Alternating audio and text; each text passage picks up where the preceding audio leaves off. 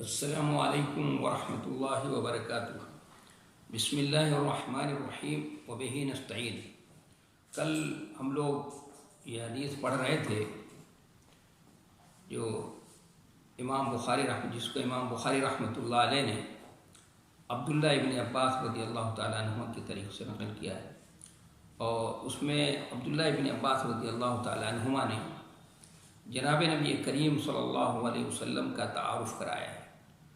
تو انہوں نے تعارف کراتے ہوئے آپ صلی اللہ علیہ وسلم کا تعارف کراتے ہوئے عرض کیا کان رسول اللہ صلی اللہ علیہ وسلم اجود الناس، کہ رسول اللہ صلی اللہ علیہ وسلم سب سے زیادہ سخی اور فیاض تھے۔ آپ کی سخاوت اور فیاضی کو بتانے کے لیے انہوں نے ایک ایسا عام لفظ استعمال کیا ہے جو عام ہے، یعنی یہ نہیں کہا کہ کان رسول اللہ صلی اللہ علیہ وسلم اسخی الناس، کہ رسول اللہ صلی اللہ علیہ وسلم لوگوں میں سب سے زیادہ سخی تھے، وہ بھی ترجمہ یہی ہوتا۔ لیکن اگر اسخا کہتے تو وہ سخاوت کا لفظ جو ہے خاص ہے مال کے ساتھ، اور اجود کا لفظ جو ہے میں عرض کیا تھا کہ جاد بالمال بھی کہتے ہیں اور جاد بالنفس بھی استعمال ہوتا ہے، اور عربی زبان میں جود کے معنی ہوتے ہیں اعطاء ما ينبغي لمن ينبغي، کہ مناسب چیز مناسب شخص کو دے دینا۔ تو آپ صلی اللہ علیہ وسلم کی جو فیاضی تھی، سخاوت تھی، وہ اس اعتبار سے تھی کہ جو بھی شخص آپ کے پاس آتا، مثلا ایک شخص ہدایت کا متلاشی ہے اور ہدایت کا طالب ہے، تو آپ صلی اللہ علیہ وسلم اس کو ہدایت کی رہنمائی فرما دیتے تھے، حق بات بتا دیتے تھے اس کو۔ اگر کوئی سوال، کوئی مسئلہ ہے الجھا ہوا ہے، آپ سے مسئلہ معلوم کر رہا ہے تو آپ اس کو مسئلہ بتا دیتے تھے۔ کوئی فقیر و محتاج ہے، سائل ہے، اس سوالی بن کر آیا ہے تو آپ صلی اللہ علیہ وسلم اس کی ضرورت خود پوری کر دیتے تھے، یا خود نہیں تو آپ اپنے صحابہ کرام سے کہہ کر اس کی ضرورت کو پوری کرا دیتے تھے آپ صلی اللہ علیہ وسلم۔ تو اس لیے جود کہ آپ کی جو سخاوت تھی وہ اس طرح کی تھی، اس لیے کہا جاتا ہے جود جو ہے یہ ملکہ ہے، اور یہ سخاوت تو اس کا اثر ہے۔ تو اس کی حیثیت یعنی آپ کو کی جو سخاوت تھی اور فیاضی تھی وہ اعلیٰ درجے کی تھی، یعنی ہمہ پہلو سخاوت آپ صلی اللہ علیہ وسلم کرتے تھے، اور یہ جود جس کو ملکہ کہتے ہیں اور سخاوت اس کا اثر ہے۔ اس لیے کہ اگر اسخا کا لفظ استعمال کرتے کہ آپ نبی صلی اللہ علیہ وسلم لوگوں میں سب سے زیادہ سخی تھے آئی کے اعتبار سے، تو کوئی اعتراض کر سکتا، تو کوئی کہتا کہ نبی صلی اللہ علیہ وسلم کے پاس تو اتنا زیادہ مال نہیں تھا، شروع میں آپ تاجر تھے، مال تھا آپ کے پاس، اور آپ کی مالی حیثیت آپ کے خاندان میں حضرت عباس رضی اللہ تعالیٰ عنہ کی مالی حالت اچھی تھی، اور پھر آپ صلی اللہ علیہ وسلم کی مالی حالت اچھی تھی۔ اسی وجہ سے آپ صلی اللہ علیہ وسلم نے ابو طالب سے حضرت علی رضی اللہ عنہ کو لے لیا اور ان کی کفالت خود کی آپ صلی اللہ علیہ وسلم، اور حضرت عباس رضی اللہ عنہ سے کہا کہ آپ جو ہے وہ جعفر طیار کو ان کو لے لیجئے، وہ ان کے صاحبزادے دوسرے صاحبزادے کو لے لیجئے، آپ ان کی کفالت کیجیے۔ تو انہوں نے ان کی کفالت کی ہے نبی علیہ الصلوۃ والسلام کے چچا نے۔ تو آپ صلی اللہ علیہ وسلم کی معاشی حالت اس وقت تو اچھی تھی، لیکن جب اب دعوت و تبلیغ کا کام شروع کر دیا آپ نے، اور حضرت خدیجہ کا مال بھی اور اپنا مال سب اس کے لیے لگا دیا دین کے غلبے کے لیے، تو اس کے بعد آپ کے پاس حالات تو اچھی نہیں تھی۔ موت کے وقت تو چراغ، گھر میں جو چراغ تھا اس میں بھی تیل جو ہے نہیں تھا چراغ جلانے کے لیے،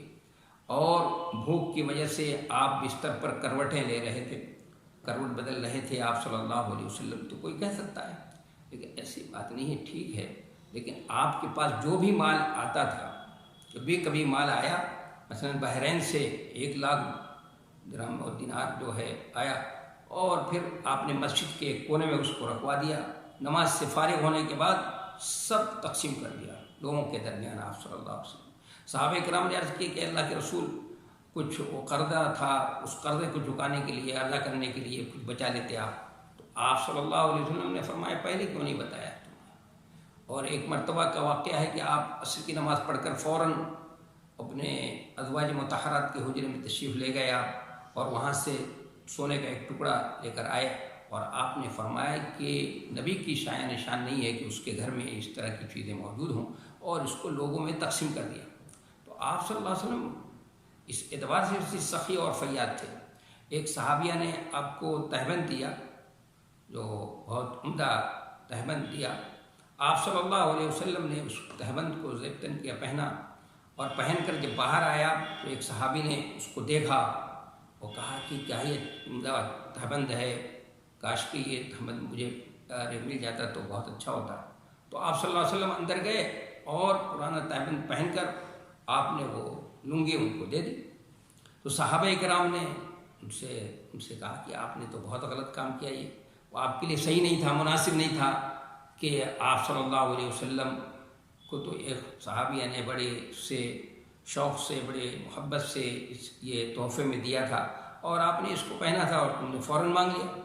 تو انہوں نے کہا کہ بھائی تم نہیں جانتے ہو، میں نے اس لیے مانگ لیا ہے کہ میں چاہتا ہوں کہ نبی صلی اللہ علیہ وسلم کے جسد اطہر سے یہ کپڑا مس ہو گیا، ٹچ ہو چکا ہے،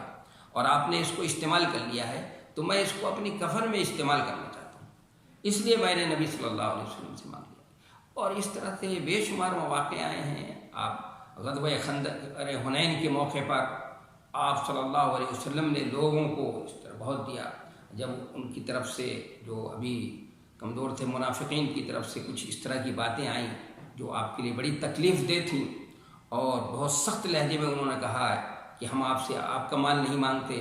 بلکہ آپ کے باپ کا مال نہیں مانگ رہے ہیں، بلکہ یہ تو اللہ کا مال ہے، ہم آپ سے مانگتے ہیں۔ تو آپ صلی اللہ علیہ وسلم نے ان کو اوپر جو ہے خرچ دیا ان کو سب کو، اور آپ نے فرمایا کہ اگر اس وادی کے جھاڑیوں کے برابر جو ہے میرے پاس اگر وہ جانور ہوتے تو میں سب کو جو ہے لوگوں کے درمیان اس کو تقسیم کر دیتا۔ تو آپ صلی اللہ علیہ وسلم صحیح معنوں میں کان رسول اللہ صلی اللہ علیہ وسلم اجود الناس، لوگوں میں سب سے زیادہ سخی اور فیاض تھے۔ وہ اس نے فرزدق نے علی زین العابدین رحمۃ اللہ علیہ کے بارے میں کہا بجا کہا، اس نے اس لفظ کو، اس شعر کو یہاں بھی آپ صلی اللہ علیہ وسلم پر بھی فٹ کیا جا سکتے کہ ما قال لا قط الا فی تشہدہ لولا التشہد کانت لاؤہ نعم۔ اس نے فرزدق نے علی زین العابدین رضی اللہ عنہ کی تعریف کرتے ہوئے جو قصیدہ کہا ہے، پورا برجستہ قصیدہ کہا تھا انہوں نے۔ جب ہشام بن عبد الملک نے ان کی توہین کی تھی اور تذلیل کی تھی تو فرزدق نے برجستہ ان کی تعریف میں یہ کہا تھا، ھذا الذی تعرف البطحاء وطأتہ والبیت تعرف والبیت یعرفہ والحل والحرم۔ اسی میں کہا ہے ما قال لا قط الا فی تشہدہ لولا التشہد کانت لاؤہ نعم۔ تو یہ نبی صلی اللہ علیہ وسلم کے کا معاملہ بھی تھا، کبھی آپ نے لا نہیں کہا کسی، کوئی بھی کسی انداز سے آیا، کوئی دین کی بات معلوم کرنے آ رہا ہے، آ کر یہ کہتا بھی ہے آپ سے کہ میں ذرا سوال کروں گا دین کے بارے میں اور سخت لہجہ اپناؤں گا تو آپ ناراض نہ ہوئیے گا، تو آپ صلی اللہ علیہ وسلم فرماتے ہیں سوال کرو کوئی بات نہیں، اور وہ اپنے دیہاتی انداز میں اور سخت لہجے میں آپ سے سوال کرتے تھے، اور آپ صلی اللہ علیہ وسلم سب کو جواب مرحمت فرمایا کرتے تھے۔ تو صحیح معنوں میں کان رسول اللہ صلی اللہ علیہ وسلم اجود الناس، نبی صلی اللہ علیہ وسلم لوگوں میں سب سے زیادہ سخی تھے۔ اور آگے بتایا کان اجود ما یکون فی رمضان حین یلقاہ جبریل، اور نبی صلی اللہ علیہ وسلم رمضان المبارک میں جب جبریل امین آتے تھے تو اور زیادہ سخی ہو جاتے تھے۔ اور وکان یلقاہ فی کل لیلۃ من رمضان، تو جبریل امین رمضان کی ہر پر نور راتوں میں آیا کرتے تھے، فیدارسہ القرآن، تو نبی صلی اللہ علیہ وسلم سے قرآن کا دور کرتے تھے، آ کر قرآن کا دور ہوتا تھا۔ تو نبی صلی اللہ علیہ وسلم رمضان المبارک کے اندر اور زیادہ سخی ہو جاتے تھے۔ کیوں سخی ہو جاتے تھے؟ اس لیے کہ حضرت جبریل امین کے سے ملاقات کی وجہ سے نہیں، ایسی کوئی بات نہیں۔ جبریل امین جب آتے تھے رمضان المبارک کی پرنور راتوں میں اور آپ کے ساتھ قرآن کا دور ہوتا تھا، قرآن پڑھتے تھے، تو قرآن میں جانتے ہیں کہ جا بجا اللہ تبارک و تعالیٰ نے انفاق پر ابھارا ہے،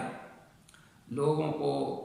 اللہ کے راستے میں خرچ کرنے پر ابھارا ہے، اور اس کو مثالوں سے دے کر سمجھایا ہے اور اس کا فائدہ بتایا ہے کہ دیکھو اگر تم ایک پیسے خرچ کرو گے تو اس کا کتنا تم کو فائدہ پہنچے گا، وہ اس پہ ابھارا ہے جا بجا۔ تو آپ صلی اللہ علیہ وسلم قرآن کا دور کرتے تھے، قرآن کو پڑھتے تھے، تو آپ صلی اللہ علیہ وسلم کے اندر انفاق کا شوق اور جذبہ پیدا ہوتا تھا، اور آ کر خود قرآن مجید کا دور ہو رہا ہے تو، اور رمضان کے اندر دور ہوتا تھا ہر سال جو ہے، جس سال آپ صلی اللہ علیہ وسلم کا انتقال ہوا ہے اس سال 2 مرتبہ دور ہوا۔ حضرت جبریل امین السلام نے 2 مرتبہ دور کرایا ہے۔ تو یہ رمضان المبارک کے اندر دور جو ہوتا تھا اس کے پیچھے حکمت یہ ہے، رمضان المبارک کا مہینہ جو ہے یہ رحمتوں کا مہینہ ہے اور برکتوں والا مہینہ ہے، اللہ کے رحمتوں کا نزول ہوتا رہتا ہے، ہمیشہ برکتوں کا نزول ہوتا رہتا ہے اس مہینے میں، اس بابرکت مہینے میں۔ اور پھر اس میں قرآن کا دور ہو، قرآن کو پڑھا جائے، تو اس کے پیچھے یہ حکمت ہے کہ جب اس برکتوں والے مہینے میں اور رحمتوں والے مہینے میں، تو اسی وجہ سے اللہ کی رحمت کا اور اس کی برکتوں کا نزول ہوتا رہتا ہے، اس لیے رمضان المبارک کا مہینہ بابرکت مہینہ ہے اور بڑی رحمتوں اور برکتوں والا مہینہ ہے۔ تو اس میں جب قرآن کا دور ہو رہا ہے تو قرآن کا دور ہوتا تھا، قرآن آپ پڑھتے تھے تو آپ کے الفظ کے اندر غنا پیدا ہوتا، اور غنا جو ہے یہ اصل تو الغنا غنا النفس، اصل تمنگری کیا ہے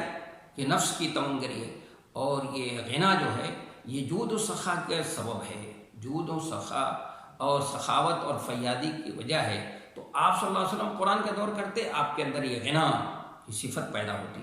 اور اصل غنا اور تمنگری نفس ہی کی تمنگری ہے، تو اور یہ جود کا اور سخاوت اور فیادی کا سبب ہے۔ اس لیے قرآن مجید کا دور جو ہے آپ صلی اللہ علیہ وسلم سے آ کر جبریل امین کرتے تھے، تو اس وجہ سے آپ کی سخاوت میں، اس رحمتوں والے مہینے میں، اس بابرکت مہینے کے اندر جو ہے آپ قرآن کے دور کرنے کی وجہ سے اس کے پیچھے جو حکمت تھی، اس حکمت سے اس کی بات سمجھ میں آتی ہے کہ اس سے آپ کے جود میں، آپ کی سخاوت اور فیادی میں اور زیادہ اضافہ ہو جاتا تھا۔ پھر آخری بات جو حضرت عبداللہ ابن عباس رضی اللہ تعالیٰ عنہما نے مایا ہے کہ فَلَرَسُولُ اللَّهِ صلی اللہ علیہ وسلم اجود بالخیر من الريح المرسلہ، کہ غرض کہ رسول اللہ صلی اللہ علیہ وسلم خیر کو پہنچانے میں، بھلائی کو پہنچانے میں تیز ہوا سے بھی زیادہ سخی تھے۔ یعنی آپ صلی اللہ علیہ وسلم کی سخاوت اور فیادی کو انہوں نے کس سے تشبیہ دیا؟ ہوا سے تشبیہ دیا، وہ بھی ہر ہوا سے نہیں دیا، کیونکہ ہوا جو ہے وہ اس میں، ہوا میں جہاں خیر کا پہلو ہے وہیں شر کا پہلو بھی ہے۔ ہوائیں اگر رک جائے تو آدمی جو ہے مر بھی جاتا ہے، عرصہ حیات تنگ ہو جائے، اور ہوا اگر تیز چلتی، بڑی ہواؤں، تیز ہواؤں کے ذریعے سے امتوں کو تباہ و برباد کیا، سابقہ امتوں کو تباہ و برباد کیا گیا ہے، اور عذاب بھی اس کے ذریعے سے جو ہے وہ آتا ہے، تیز ہواؤں کے ذریعے سے۔ اس لیے انہوں نے صرف میرا ریح نہیں کہا، بلکہ میرا ریح المرسلہ، وہ ہوا جو خیر کے لیے چھوڑی ہوئی، جس میں صرف خیر ہی خیر کا پہلو ہے۔ اور نبی صلی اللہ علیہ وسلم کی خیر کو پہنچانے کے سلسلے میں ہوا سے بھی آپ تیز تھے، اس ہوا سے تشبیہ دے کر کے یہ طرف اشارہ کیا ہے اس تشبیہ میں کہ جیسے ہوا کا نفع عام ہوتا ہے، اسی طرح آپ صلی اللہ علیہ وسلم کا نفع بھی جو ہے کیا تھا، جو لوگوں کو نفع پہنچاتے تھے وہ نفع عام تھا۔ آپ صلی اللہ علیہ وسلم بھی سب کو نفع پہنچاتے تھے، سبھی کے ساتھ آپ صلی اللہ علیہ وسلم کا معاملہ ایسی تھا۔ خیر کو پہنچانے میں آپ صلی اللہ علیہ وسلم کسی کے ساتھ بخل کا کام نہیں، بخل سے کام نہیں لیتے تھے، بلکہ آپ صلی اللہ علیہ وسلم سب کے ساتھ جو ہے وہ یکساں معاملہ کرتے، برتاؤ کرتے تھے۔ تو اس طرح حضرت عبداللہ ابن عباس رضی اللہ تعالیٰ عنہما نے جناب نبی کریم صلی اللہ علیہ وسلم کا تعارف ہمارے سامنے کرا دیا ہے کہ نبی علیہ السلام سب سے زیادہ سخی اور فیاض تھے، اور پھر اس کے بعد آپ صلی اللہ علیہ وسلم اس بابرکت اور مبارک مہینے رمضان المبارک کے اندر اور زیادہ سخی ہو جاتے تھے۔ تو کیوں آپ زیادہ سخی ہو جاتے تھے؟ اس لیے کہ قرآن کا دور ہوتا تھا، قرآن کے دور کی وجہ سے آپ کے نفس میں غنا پیدا ہوتا، اور غنا جو ہے یہ کیا ہے، جود اور سخا کا سبب ہے۔ پھر آخری بات انہوں نے کہہ دی کہ آپ صلی اللہ علیہ وسلم خیر کے پہنچانے کے سلسلے میں تیز ہوا سے بھی زیادہ سخی تھے، اور وہ بھی تیز ہوا جو خیر کے لیے چلائی گئی ہو۔ جس میں شر کا پہلو ذرہ برابر شر کا پہلو نہ ہو، جو خیر کے لیے چلائی گئی ہو، اس ہوا سے بھی زیادہ سخی اور فیاض تھے آپ صلی اللہ علیہ وسلم۔ تو یہ تشبیہ دے کر کے انہوں نے آپ صلی اللہ علیہ وسلم کے جود و سخا کو ہمارے سامنے سمجھا دیا۔ یہ حدیث ہے جس میں جناب نبی کریم صلی اللہ علیہ وسلم کا تعارف کرایا گیا۔ اب یہ سمجھنے کی ضرورت ہے کہ اس حدیث کا ترجمۃ الباب سے کیا تعلق ہے، اور پھر اس حدیث سے وہ کیا فوائد حاصل ہوتے ہیں جن سے ہم عملی زندگی میں کچھ فائدہ اٹھا سکیں۔ تو جہاں تک اس حدیث کا ترجمۃ الباب سے ربط کی بات ہے، تو یہ حدیث ترجمۃ الباب کے ظاہر سے بھی اس کا بڑا گہرا ربط ہے، اور ترجمۃ الباب کے باطن سے بھی اس کا جو ہے بہت گہرا ربط ہے، جو امام بخاری کا مقصود اور مطلوب ہے۔ اس کے ظاہر سے اس کا ربط یہ ہے کہ ابھی اس سے پہلے جو حدیث گزری ہے یحییٰ ابن بکیر والی تھی، اس میں نبی صلی اللہ علیہ وسلم پر وحی کا آغاز کی جگہ بتائی گئی کہ نبی صلی اللہ علیہ وسلم پر وحی کا جو آغاز ہوا تھا وہ کس جگہ پہ، غار حرا کے اندر۔ اور اس حدیث میں وحی کے آغاز کے زمانے کی طرف اشارہ ہے، اس لیے اسی زمانے کے یادگار کے طور پر جبریل امین نبی علیہ السلام کے پاس آتے تھے، اسی یادگار کے طور پر آتے تھے اور قرآن کا دور کراتے تھے۔ اور قرآن نے خود دوسری شہر رمضان الذی انزل فیہ القرآن، اور دوسری جگہ قرآن نے کہا انا انزلناہ فی لیلۃ القدر۔ تو یہاں پر اس کے زمان کا پتہ چلا، مکان کا پتہ چلا کہ کس جگہ، زمانے کا پتہ چلا کہ کس زمانے کے اندر جو ہے اور کس وقت میں وحی کا نزول ہوا ہے، قرآن مجید نازل ہونا شروع ہوا آپ صلی اللہ علیہ وسلم پر۔ تو اس حدیث سے اس کی جگہ معلوم ہوئی تھی، اور اس حدیث سے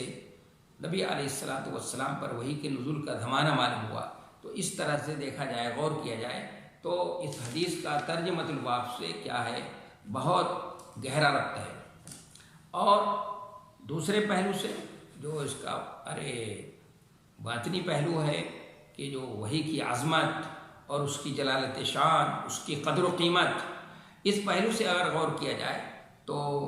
اس پہلو سے بھی اس حدیث کا ترجمۃ الباب سے بڑا گہرا ربط ہے۔ کہ دیکھیے،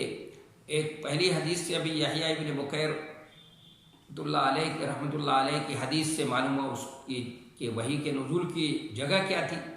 اور اس حدیث سے ہمیں اس وحی کے نزول کا زمانہ معلوم ہوا۔ تو کسی چیز کے لیے جگہ کی تعین کرنا، پھر اس کے بعد اس کے لیے زمانہ کو بھی تعین کرنا، اس سے کیا بات سمجھ میں آتی ہے؟ اس سے یہ بات سمجھ میں آتی ہے، اتنا اس کے لیے اہتمام ہے، جگہ کا اہتمام ہے، زمانے کا اہتمام ہے، اس سے یہ بات سمجھ میں آتی ہے کہ یہ بہت قدر و قیمت والی چیز ہے، بڑی اہم چیز ہے۔ ہم اپنی زندگی میں بھی دیکھتے ہیں، لوگ اگر کوئی ہمارے یہاں بڑا مہمان آنے والا ہے، عام مہمان آنے والا ہے، تو اس کی زیادہ کوئی یہ نہیں ہوتی، اس کا زیادہ کوئی اہتمام نہیں ہوتا۔ لیکن اگر کوئی بڑا مہمان ہے، بڑا مہمان آنے والا ہے، تو اس کے لیے باقاعدہ تاریخ متعین کی جاتی ہے، اور اس کے استقبال کے لیے پھر کوئی جگہ بھی متعین کر لی جاتی ہے کہ بھی فلاں جگہ ان کا استقبال کیا جائے، فلاں ہوٹل میں اور فلاں جگہ پہ ان کا استقبال ہوگا، اور فلاں دن ہوگا، فلاں وقت پہ ہوگا۔ تو مہمان کی حیثیت کے مطابق جو ہے اس کے لیے سب یہ نظم کیا جاتا ہے۔ تو یہاں پر بھی قرآن کے نزول کے لیے ایک جگہ کا انتخاب ہوا، پھر اس کے لیے ایک زمانے کا بھی انتخاب کیا گیا۔ اس سے یہ پتہ چلتا ہے کہ وحی جو ہے غیر معمولی چیز ہے، اس کی غیر معمولی اہمیت ہے اللہ کے نزدیک، اور اس کا مقام و مرتبہ بہت ہی بلند ہے۔ اور کیوں نہ ہو، اس لیے کہ اسی پر تو دین کا دار و مدار ہے۔ دین کا سمجھنا اور دین کی باتوں کو سمجھنے کا دار و مدار اسی کے اوپر ہے، اسی کے اوپر وہ موقوف ہے۔ اس لیے اس سے وحی کی عظمت کا جو ہے اور اس کی جلالت شان کا پتہ چلتا ہے۔ تو اس پہلو سے دیکھا جائے تو یہ ترجمت حدیث جو ہے ترجمۃ الباب کے اس باطنی پہلو سے جو امام بخاری کا مقصود ہے اور مطلوب ہے، اس سے بھی بہت گہرا اس کا ربط ہے۔ اب آخری بات جو یہ رہ جاتی ہے کہ اس حدیث سے ہمیں کیا فائدہ حاصل ہوتا ہے، جس سے ہم اپنی عملی زندگی کے اندر جو ہے اس سے ہم اپنی زندگی میں فائدہ اٹھا سکیں، اور اپنی زندگی کو بنانے اور سنوارنے میں جو ہے اس سے ہم کام لے سکیں۔ تو اگر اس پہلو سے غور کیا جائے تو اس پہلو سے ہم کو بہت سارے فائدے اس حدیث سے حاصل ہوتے ہیں۔ پہلا فائدہ جو اس حدیث سے حاصل ہوتا ہے اور ہم اپنی عملی زندگی میں اس سے فائدہ اٹھا سکتے ہیں کہ اس حدیث میں یہ نبی صلی اللہ علیہ وسلم کا تعارف کراتے وقت حضرت عبداللہ ابن عباس رضی اللہ تعالیٰ عنہما نے کہ کان رسول اللہ صلی اللہ علیہ وسلم اجود الناس، رسول اللہ صلی اللہ علیہ وسلم سب لوگوں میں سب سے زیادہ سخی تھے۔ تو اس سے یہ بات سمجھ میں آئی ہم کو کہ ہر وقت سخاوت کی کہ اس میں ترغیب دی جا رہی ہے کہ ایک مومن کو اللہ کے راستے میں خرچ کرنا چاہیے، اللہ کے راستے میں خرچ کرنے سے دریغ نہیں کرنا چاہیے۔ اس لیے کہا اور قرآن نے کہا وَأَنفِقُوا مِمَّا جَعَلَكُم مُسْتَخْلَفِينَ فِيهِ، کہ اللہ نے جو اس کو تم کو ٹرسٹی جس کا بنایا ہے، تم کو نائب جس کا بنایا ہے، وہ مال خرچ کرو۔ یہ مال تمہارا اپنا نہیں ہے بلکہ اللہ کا دیا ہوا ہے، تم نائب کی حیثیت رکھتے ہو، تمہاری حیثیت نائب کی ہے، اس کو اللہ کے راستے میں خرچ کرو۔ یعنی اللہ نے جہاں میں خرچ کرنے کو، زکوٰۃ تو یہ تو فرض ہے، یہ تو 2.5% دے رہی ہے، 2.5% دینا ہے، یہ تو ضروری ہے، لیکن اس کے ساتھ ساتھ انفاق کی بھی تو ہے تعلیم ہم کو دی گئی ہے اور انفاق پر بھی ابھارا گیا ہے۔ تو اس حدیث سے بھی ہر وقت سخاوت کی ترغیب معلوم کہ ہر وقت سخاوت میں نبی صلی اللہ علیہ وسلم سب سے زیادہ سخی تھے، تو ہم کو بھی ترغیب دی جا رہی ہے کہ ہم بھی ان کے ماننے والے ہیں، ان کی امتی ہیں، تو ہمیں بھی کیا کرنا چاہیے، وہ خرچ کرنا چاہیے۔ اس لیے نبی علیہ الصلوۃ والسلام نے فرمایا ہے، آپ کی حدیث ہے کہ 3 چیزیں ایسی ہیں کہ جس کسی کے اندر، عمار بن یاسر سے تعلیقاً نقل کیا امام بخاری نے، کہ اگر وہ کسی کے اندر مکمل ہو جائیں تو اس کا ایمان مکمل ہوگا۔ اس میں ایک چیز یہ ہے کہ الانفاق والا اقتار، یعنی فقر و فاقے کا اندیشہ ہو تو بھی کیا کرے آدمی، اللہ کے راستے میں خرچ کرے۔ تھوڑا ہی تو پیسہ ہے، 100 روپیہ اس کے پاس ہے، اس کے پاس کچھ، اس کے علاوہ کچھ بھی نہیں ہے، تب بھی اس ضرورت پڑے تو اللہ کے راستے میں خرچ کرے۔ اس میں 3 چیزیں تھیں، الانصاف من نفسک والانفاق والا اقتار وافشاء السلام بین العالم، کہ اپنے نفس کا محاسبہ اور دوسرے تنگی کے باوجود، فقر و فاقے کے ڈر کے باوجود جو ہے اللہ کے راستے میں خرچ کرنا، اور تیسری چیز ہے اسلام کو لوگوں کے درمیان عام کرنا۔ تو پہلا فائدہ اس حدیث سے ہم کو یہ حاصل ہوا، اس سے ہم یہ فائدہ اٹھا سکتے ہیں اور اپنی عملی زندگی میں اس سے فائدہ اٹھا سکتے ہیں۔ ہم چاہیں تو اپنی عملی زندگی کو اس سے بنانا اور سنوارنا چاہیں تو کر سکتے ہیں۔ دوسری بات، جو دوسرا فائدہ اس حدیث سے ہم کو حاصل ہوتا ہے کہ رمضان کے مہینے میں خصوصیت سے سخاوت میں اضافہ ہونا چاہیے۔ عام دنوں میں سخاوت و فیاضی تو ہونی چاہیے، لیکن ایک مومن کو رمضان کے مہینے میں خصوصیت سے سخاوت میں اضافہ اس کے ہونا چاہیے، سخاوت کے اندر اضافہ ہو جائے۔ اس لیے کہ نبی علیہ الصلوۃ والسلام یہ رمضان میں بہت زیادہ سخی اور فیاض ہو جاتے تھے اور آپ خیر کو پہنچانے کے سلسلے میں تیز ہوا سے بھی زیادہ، ہوا سے تیز چلنے والی ہوا سے بھی زیادہ سخی اور فیاض تھے۔ تو رمضان کے مہینے میں ایک مومن کو بھی کیا ہونا چاہیے، سخاوت اور فیاضی میں آگے بڑھ جانا چاہیے اور بڑھ چڑھ کر حصہ لینے کی کوشش کرنی چاہیے۔ اس سے دوسری بات یہ سمجھ میں آتی ہے۔ تیسری بات اگر غور کریں تو یہ سمجھ میں آتی ہے کہ رمضان المبارک کے مہینے میں زیادہ سے زیادہ قرآن مجید کی تلاوت کرنی چاہیے۔ اس سے یہ بات سمجھ میں آتی ہے اس حدیث سے کہ نبی علیہ الصلوۃ والسلام کے پاس جبریل امین آ رہے ہیں، قرآن کا دور ہو رہا ہے، قرآن کا دور کرا رہے ہیں، اور جس سال آپ کا انتقال ہوا اس سال 2 مرتبہ ہوا۔ تو اس سے یہ بات سمجھ میں ہم کو کہ چونکہ قرآن کے نزول کا مہینہ ہے، اس مہینے میں قرآن نازل ہوا، تو ہمیں قرآن سے ہمارا بھی گہرا ربط ہونا چاہیے اور قرآن کی تلاوت زیادہ سے زیادہ جو ہے اس مہینے میں کرنا چاہیے۔ اس لیے کہ افضل الذکر تلاوت القرآن، کہ سب سے بہترین ذکر کیا ہے، قرآن مجید کی تلاوت۔ اس کے ایک حرف پہ 10 نیکی، کسی اور کام پہ اتنا زیادہ اجر و ثواب نہیں رکھا ہے اللہ تبارک و تعالیٰ نے۔ اور کیوں اللہ تبارک و تعالیٰ نے یہ کہ جبریل امین آ کر آپ سے دور کرا رہے ہیں وہ اس کا، اور پھر اللہ تبارک و تعالیٰ نے ہم کو یہ بتایا کہ تم ایک حرف پر تم کو 10 نیکیاں ملیں گی، تلاوت زیادہ سے زیادہ کرو، اس کا فائدہ جو ہے تم کو وہ پہنچے گا، اور اس میں غور کرنے کی کوشش کرو۔ اس لیے کہ اللہ یہ نبی صلی اللہ علیہ وسلم کو جو دور کرایا جا رہا تھا تو اس لیے کہ اللہ تعالیٰ نے فرمایا تھا کہ سنقرئک فلا تنسیٰ، کہ ہم آپ کو پڑھا دیں گے آپ بھولیں گے نہیں۔ اور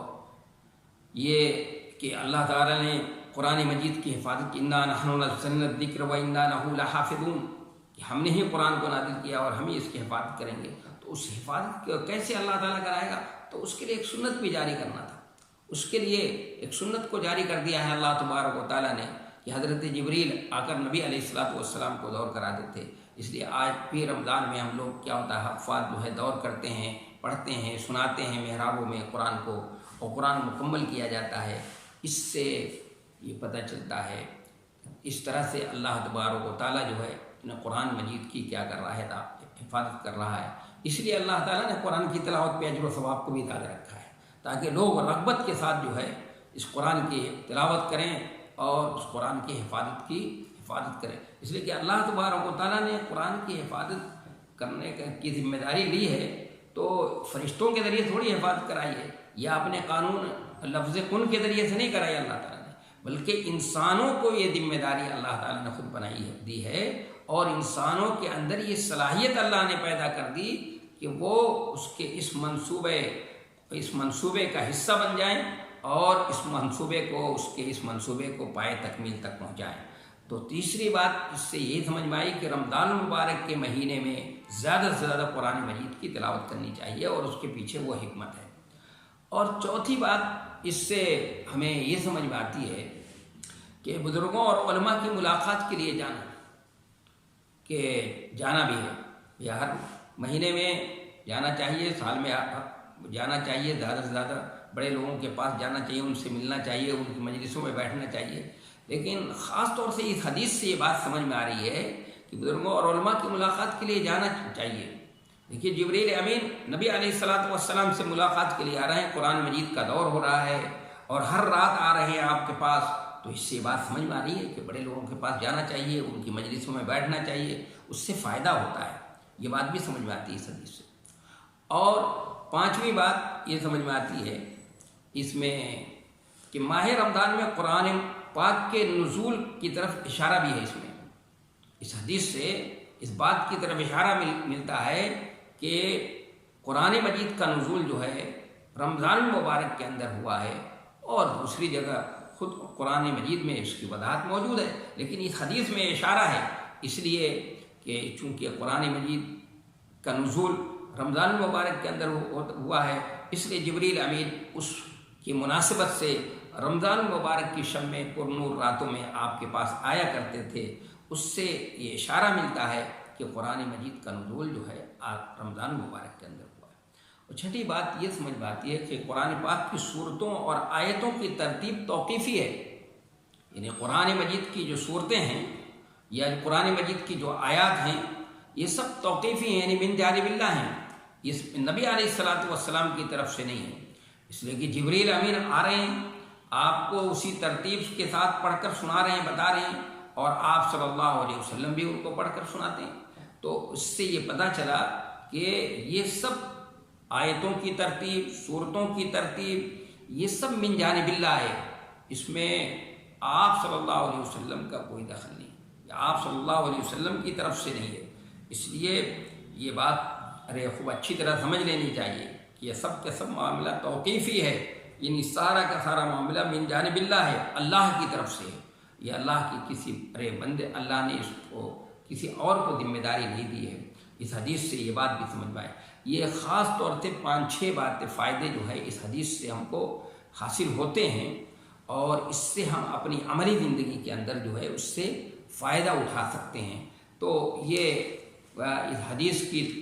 تشریح مکمل ہو چکی۔ انشاءاللہ اب اس کے بعد کل جو ہے حدیث ہرقل جو ہے انشاءاللہ پڑھیں گے، اور یہ اس ترجمۃ الباب کے ضمن میں جو سب سے لمبی حدیث ہے اور سب سے بڑی حدیث، بلکہ یہ کہنا چاہیے کہ بخاری کے اندر سب سے بڑی حدیث ہے، اور بڑی تفصیلی حدیث کو امام بخاری رحمۃ اللہ علیہ نقل کیا ہے۔ انشاءاللہ ہم لوگ اس کو پڑھنے کی کوشش کریں گے۔ وما توفیقی